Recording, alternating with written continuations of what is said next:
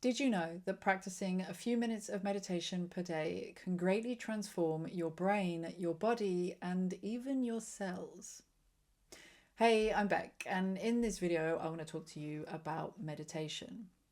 So, a couple of days ago, I posted a video about relinquishing your need for control. And one of the tips that I gave in that video was to cultivate a meditation and mindfulness practice. Since then, I've had some feedback that it would be useful to have a bit more context and content around meditation. So, what are the benefits of meditation? How do you start meditating? And what are the kinds of meditation that you can do? So, let's start with the benefits of meditation. You've probably heard that meditation is great for improving your mood and your emotional regulation, that it's great for reducing symptoms of anxiety and depression. You may have also heard that it enhances self-awareness and can also improve your sleep. Several studies have actually shown that people who have a meditation practice generally sleep for longer, and people who suffer with insomnia also see benefits here as well.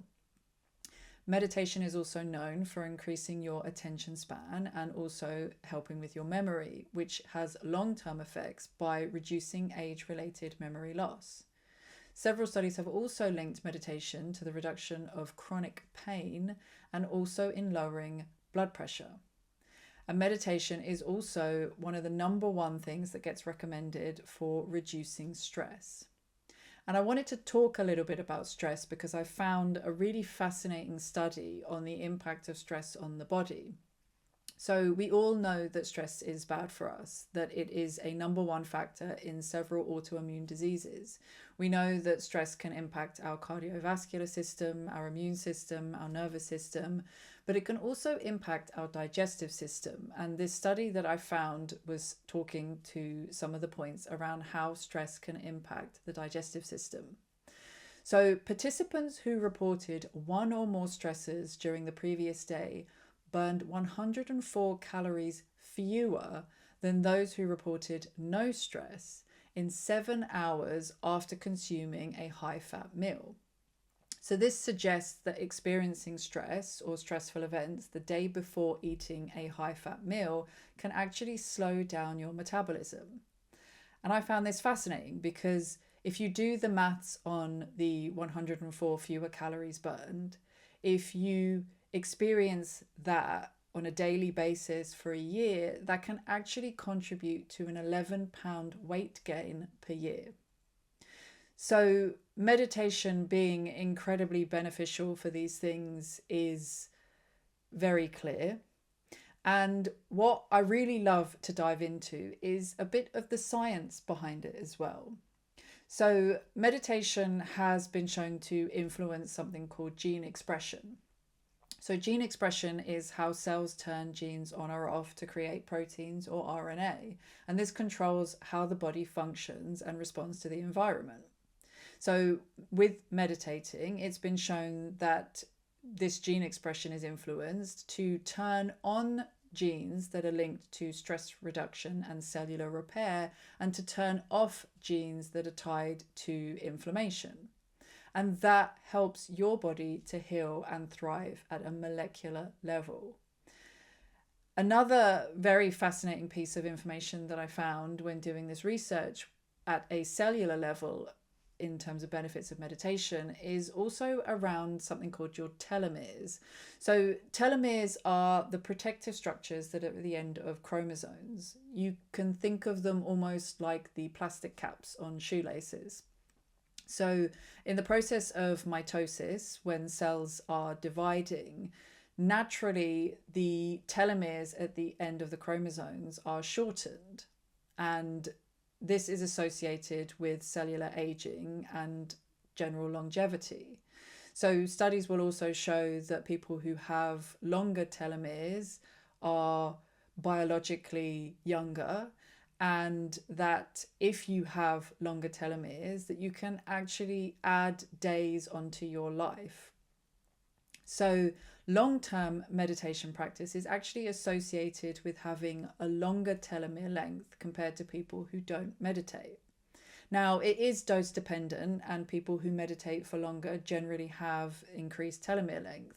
But why, on top of the sort of aging and longevity, is this also beneficial? So longer telomeres also help your brain health. So with longer telomeres, we generally report having larger volumes of grey matter in the brain and a larger hippocampus, which is crucial for learning and memory. And that suggests the protective effects against cognitive decline and dementia. Another thing that having longer telomeres is also beneficial for is that if your cells are dividing and with each division your telomeres get shorter, if you have longer telomeres, then it allows your cells to divide more times, which potentially increases the lifespan of various tissues and organs. So at a cellular level, your body is actually benefiting from having a meditation practice. And I'm sure that you'll hear lots of feedback from people who do meditate on the benefits that they feel on a more sort of emotional level. But it's just so interesting to know that there are actually benefits to this that are going on that will impact your future. Now, when it comes down to the types of meditation that you can do, there are several that you can try. And before I go into that and what types there are, I do want to address a very common misconception about meditation. So whatever type of meditation you do, whichever practice that you do, the whole kind of misconception is around meditating to have a clear mind and not having any thoughts. But the practice of meditation is actually just to notice when your mind wanders, notice when those thoughts come up, and to just bring your attention back to whatever it is that you're focusing on. And that is dependent on the type of meditation that you're doing. So there are different types of meditations, as I said. We can talk about mindfulness meditation, which is where you're being aware and present without any judgment. So that could include listening to what sounds you can hear. What do you feel in your body? What can you taste? What can you smell? They're all sort of examples of mindfulness meditation. There's also transcendental meditation, which involves silently repeating a personalized mantra or a positive affirmation. There are loving kindness meditations, which is where you cultivate compassion and benevolence for yourself and for others. There's body scan meditations, where you start at the top of the head or the feet and you scan your body, your entire body, without judgment. And the aim here is not to change anything, it's just to notice what you feel. Notice where you feel tension, notice where you feel relaxed. Another type of meditation is focused meditation. So that can be a single object that's in the room, which would involve obviously having your eyes open for this type of meditation. And that could be looking at a candle flame or a plant, or just generally any object that's in your room. Or another example of a focused meditation is focusing on your breath. Again, when you're focusing on the breath, it's just noticing how you're breathing and not trying to change anything. So are your breaths long? Are they shallow? Are they deep? Where do you feel it in your body? Do you feel it in your chest, in your tummy? Can you feel the air going in through your nose or out your mouth? Another type of meditation is movement meditation. So if you practice yoga or Tai Chi, this is quite a meditative process. And the last type of meditation that I want to talk about is visualization. And this is where you have kind of mental images that promote relaxation and focus. And this is the type of meditation that has helped me the most in my experience. And I would like to share some links in the description below for some of the meditations that have been really beneficial to me lately. When it comes to which type of meditation you practice, it's just whichever one you can stay consistent with. Just like any kind of exercise that you do, meditation is a skill that improves with regular practice. So give some of these a go and see which ones feel right for you. And there's no right or wrong answer. As I said, it's just whichever one you can stay consistent with.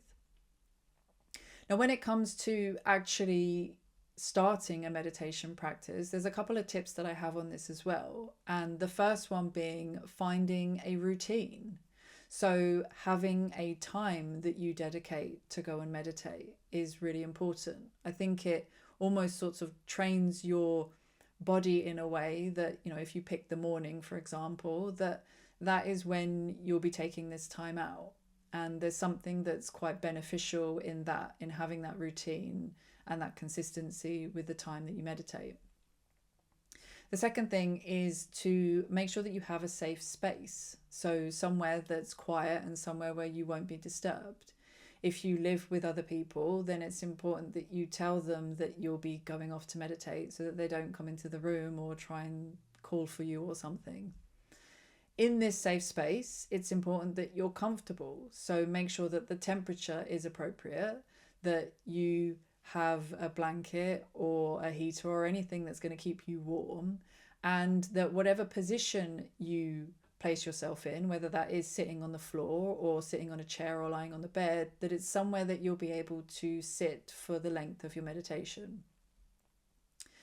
If you have anything of comfort that you want to put into this safe space, like if you enjoy burning candles or having crystals, then that's also something that you can consider bringing into your safe space for meditation too.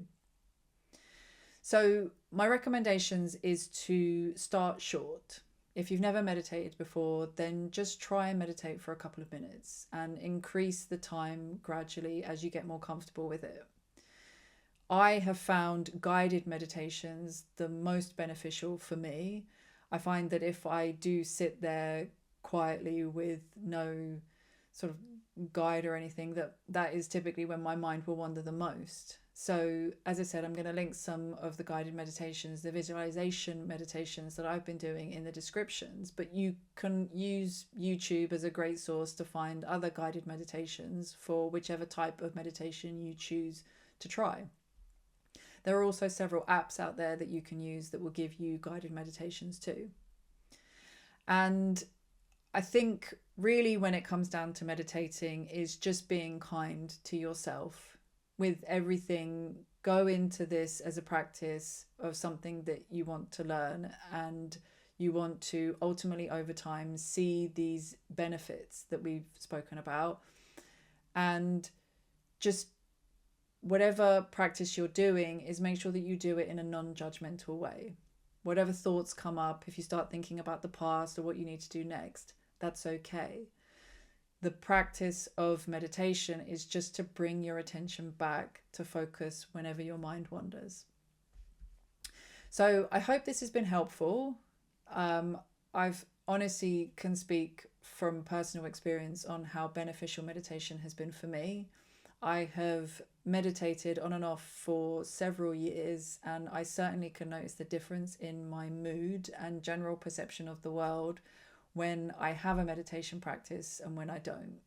And so for me personally, I couldn't rate or recommend meditation more than I do. So I hope that this has given you some inspiration and will inspire you to start your own meditation practice. Let me know how you get on. And if there's any more information that you would like, then leave some comments and I'll pick them up and a new video will follow. As always, thank you very much for watching.